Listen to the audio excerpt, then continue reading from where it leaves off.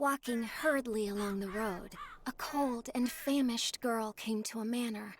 The manor's owner took her in, though the girl told him that she had no way to repay his kindness. The owner said that he was going on a long trip. He asked the girl to stay in the manor for a while and help him feed and care for the birds. The girl agreed. There were many bird cages of different sizes in the manor, housing all kinds of birds, and a mysterious golden cage covered with black gauze. The manor's owner told her that it was a special bird and that it would not get hungry as long as it was kept in the dark. He said he would feed it himself upon returning, and that the girl should never open the cage. The girl confirmed her duties. Alone in the manor, the girl fed the birds according to the owner's instructions. The day upon which the manor owner was expected to return arrived. The girl waited until the evening, yet the owner was nowhere to be seen. Outside, thunder and lightning suddenly appeared in the sky, accompanied by torrential rain. The girl closed the windows and went to check on the birds. The Manchurian crane was huddled in a corner, shivering. It must be afraid of the dark, the girl thought, and paid the bird no mind. The parrot, who had never uttered a word before, began shrieking, "Awake! Awake!" It must be afraid of the thunder, the girl thought, and paid the bird no mind. Finally, the girl's eyes fell upon the mysterious golden cage. Driven by curiosity and good-heartedness, despite the manor owner's warning, the girl opened the golden cage, and the black gauze instantly fell to the ground. At that moment, a bolt of lightning flashed outside the window, illuminating the room and what resided in the cage. She saw a bird lying on a pile of white bones as it awakened and looked at her with eyes as red as flowing blood. Her entire body was gripped by inexplicable fear. "It's hungry." A familiar voice came from behind her. These were the last words she heard before shutting her eyes for the last time.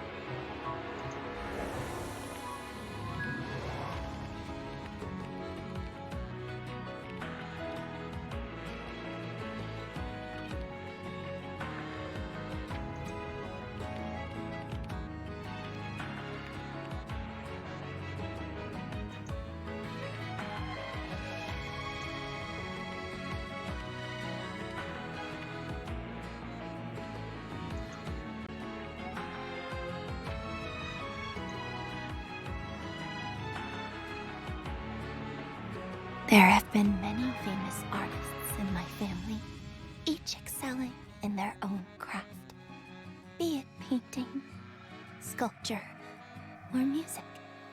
But this natural talent seems to have skipped my father's generation.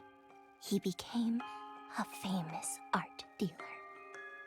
When I went in there as a child, I remember that one of these exquisite works caught my attention. It was a white doll, and my father found it among the estate of a sculptor who had committed suicide not long ago. Oddly, it appeared almost new. I later left home to study, along with the girl my family had adopted.